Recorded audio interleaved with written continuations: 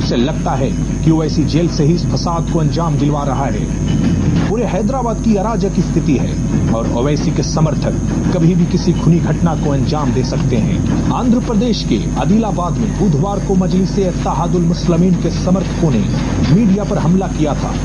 यह घटना अदालत के बाहर हुई।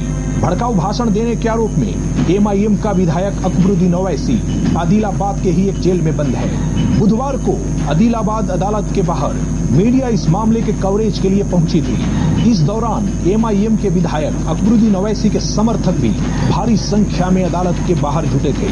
ओवैसी समर्थकों की ओर से मीडिया पर पथराव शुरू कर दिया गया, जिसमें मीडिया की ओबी वैन सहित कई वाहनों पर भी पथराव किया गया, जिससे कई ओबी वैन को भी नुकसान पहुंचा। पथराव में कुछ मीडिया कर्मियों की भी घायल होने की सूचना है। यही नहीं, ओवैसी समर्थकों ने उस समय भी अस्पताल में तोड़फोड़ किया था, जब इलाज के लिए ओवैसी को वहां भर्ती कराया गया था। विधायक अकबरुद्दीन ओवैसी को हैदराबाद पुलिस ने मंगलवार को गिरफ्तार किया था। पुलिस ने मंगलवार देर रात ही ओवैसी को मजिस्ट्रेट के सामने पेश किया और वहां से उसे 14 दिन की न्यायिक हिरासत में भेज दिया गया था। दूसरी तरफ ओवैसी की गिरफ्तारी के बाद हंगामा काट रहे उसके समर्थकों को भी पुलिस ने हल्का बल प्रयोग कर खदेड़ दिया था। पुलिस के द्वारा हैदराबाद के कुछ हिस्सों में एहतियातन धारा 144 लगा दिया गया है। इन सारे मामलों से सवाल यह उठता है कि पुलिस मामले के बिगड़ जाने के बाद ही हरकत में क्यों आती है। अगर अकबरुद्दीन ओवैसी जैसे लोगों पर लगाम लगाने के लिए पुलिस ने कुछ एहतियात बरते होते तो शायद सरकार और प्रशासन को इतनी ताकत नहीं लगानी पड़ती और वह भारत जैसे धर्मनिरपेक्ष देश के लिए खतरा नहीं बनता। शायद यह कांग्रेस की तुष्टीकरण की ही नीति का देन है, जिसका खामियाजा आज पूरा देश भुगत रहा है। सुदर्शन न्यूज के लिए अरविंद प्रताप की रिपोर्ट। जी हाँ, जिसका खामियाजा पूरा देश इस वक्त भुगत रहा है। लेकिन इससे भी बड़ा सवाल यह है कि आखिरकार इन दंगाइयों पर रोक लगाने के लिए सरकार ने क्या प्रतिकूल कदम उठाए। इससे भी बड़ा सवाल यह है कि जब इंडिया गेट पर आप प्रदर्शन करने जाते हैं तो धारा 144 लगा दी जाती है कि इस तरह का किसी का कोई नुकसान ना हो, राष्ट्रीय संपत्ति का नुकसान ना हो, देश का नुकसान हो, जनमानस की हानि ना हो, जन की क्षतिपूर्ति किसी तरह से कराई जा सके। लेकिन यहां पर सवाल ये उठता है कि हैदराबाद पुलिस को इस बात की आशंका थी कि यहां पर इस तरह के दंगे भड़क सकते हैं, इस तरह से ये दंगे फैलाए जा सकते हैं और यहां पर इस तरह की बातें भी सामने आ सकती है। लेकिन फिर भी क्यों आखिरकार पुलिस ने एहतियातन कदम नहीं उठाए? कई सारे सवाल हैं और इसके पीछे कई सारे पर्दे के पीछे बातें भी हैं। इन सब छिपे हुए बातों को हम उजागर करेंगे और बातचीत करेंगे इस पर खुलकर और पड़ताल करेंगे कि आखिरकार इसके पीछे की वजह क्या हो सकती है। हमारे साथ इसी मसले पर बातचीत करने के लिए बालाजी मिश्र हैं इस वक्त जुड़े हुए हमारे साथ। बालाजी, आपसे सबसे पहले जानना चाहेंगे कि पुलिस को इस बात का अंदेशा था कि जो ओवैसी समर्थक हैं वो कहीं ना कहीं उलझुल हरकत कर सकते हैं, घटिया हरकत कर सकते हैं, लेकिन फिर भी एहतियातन कदम क्यों नहीं लिए गए? पहला सवाल।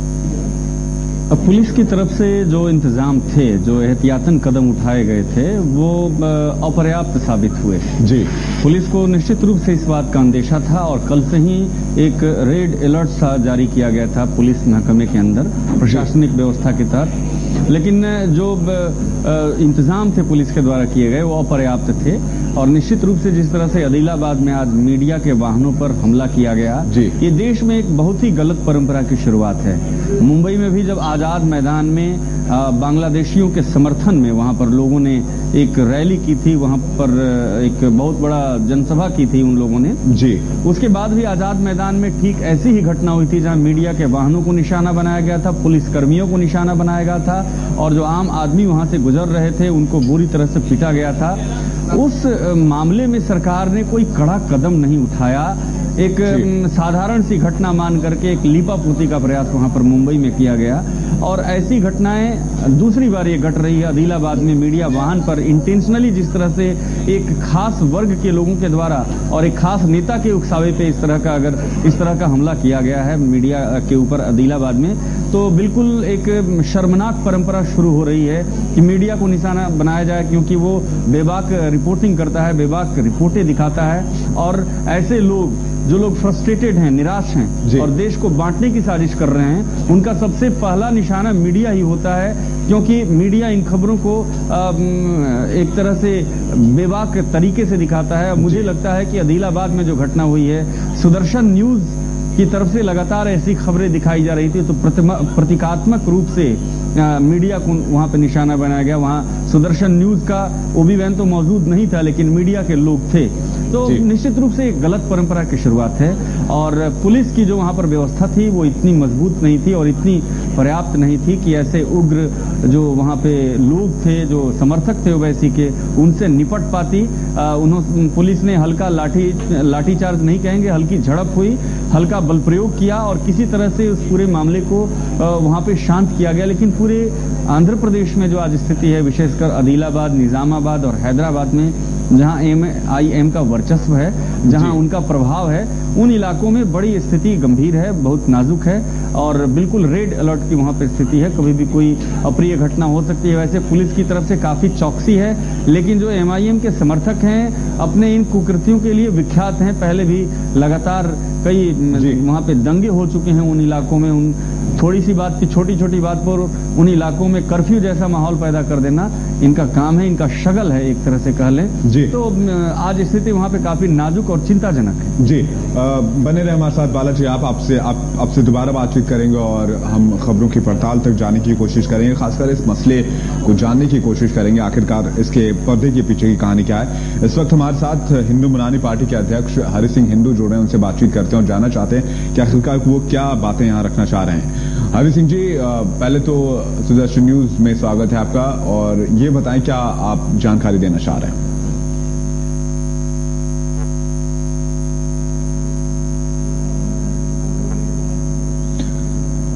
हरि सिंह जी, आपको हमारी आवाज मिल पा रही है? चलिए, हरि सिंह से लगता है उनसे हमारा संपर्क इस वक्त टूट गया है, उनसे दोबारा बातचीत करने की कोशिश करेंगे। फिलहाल चलते हैं बालाजी के पास। बालाजी, दो सवाल हैं यहाँ पर। सबसे पहले कि लोकतंत्र के स्तंभों की रक्षा होनी चाहिए, कार्यपालिका हो, न्यायपालिका हो या फिर विधायक। तो ये तीन जो स्तंभ होते हैं बेहद खास होते हैं। इसके साथ चौथा स्तंभ लोकतंत्र को माना गया और 4 स्तंभों पर लोकतंत्र टिका हुआ है। सबसे पहला सवाल, क्या मीडिया सॉफ्ट टारगेट होता है? ऐसे मसलों पर मीडिया के लोगों को खासकर निशाना बनाया जाता है। आपने बोला कि चूंकि बेबाक राय मीडिया रखता है इसलिए मीडिया सॉफ्ट टारगेट ऐसे लोगों का बनता है। दूसरा ये सवाल कि अगर सबको पता है कि मीडिया पर हमला हो सकता है तो क्यों पुलिस प्रशासन मीडिया की सुरक्षा में नाकाम रहता है? चूंकि हम लोगों को जगाने का काम करते हैं, हम चाहते हैं कि जहां अंधकार है वहां जो जागरूकता की रोशनी है वो जरूर पहुंचे। हम इसी काम को अंजाम देते हैं और इस बात के लिए हमारे ओबी वैन्स जलाए जाते हैं। हमारे मीडिया जो साथी होते हैं, मीडिया कर्मी होते हैं, जो हमारे रिपोर्टर्स होते हैं, उनको डराया धमकाया जाता है और उन पर हमले भी किए जाते हैं। इन दोनों मसलों पर यह जरूरी नहीं है कि सरकार ये पुख्ता करे कि हमारी सुरक्षा के मानक तय हों और जहां भी हम जो कुछ भी बताएं या जो कुछ भी करें उस पर समर्थन मिले प्रशासन का।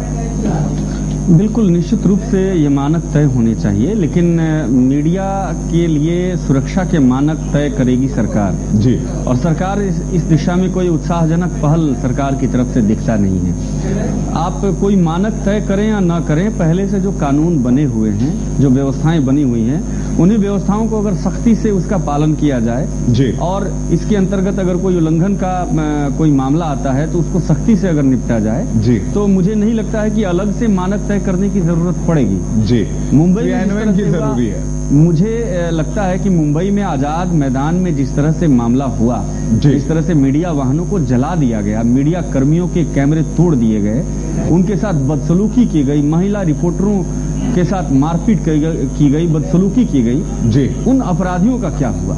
जी, बड़ा सवाल है। और दिक्कत इस बात की है बालाजी कि उन अपराधियों का कुछ होता नहीं है, इसलिए ऐसे मसले बार बार सामने आते हैं। देखिए, इस बार एक बार फिर से मुंबई में जो कुछ हुआ उसे हम भूल भी नहीं पाए थे कि एक बार फिर से ऐसी घटना सामने आई जिसने सबको ये सोचने पर मजबूर कर दिया कि आखिरकार हम किस स्थिति में हैं।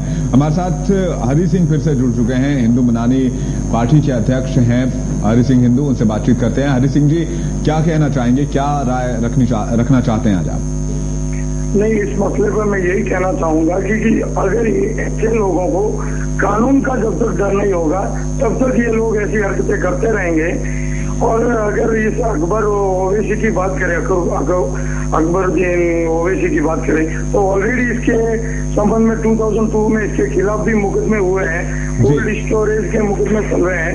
लेकिन राजनीतिक पहुंच की वजह से आज दिन तक कानून का हाथ इसके गिरबान तक नहीं पहुंचा है और सरकार सक्षम भी नहीं है कि खुलेआम सरकार को चुनौती देता है। जो हम महात्मा गांधी के देश में रहते हैं और महात्मा गांधी के आदर्शों की जो पार्टी बात करती है कांग्रेस, उसी पार्टी के ये एक सहयोगी है। और महात्मा गांधी चाहते थे कि ये देश में राम राज्य की स्थापना हो और ये व्यक्ति इस देश में राम की पूजा करने पे रोक लगाता है।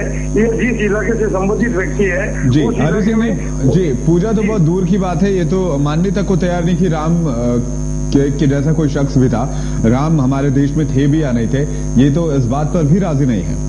नहीं, मैं जी बिल्कुल, मैं बिंदास देख रहा था जी। उस वक्त एक हैदराबाद से महिला स्काइप पे बात अपनी रख रही थी।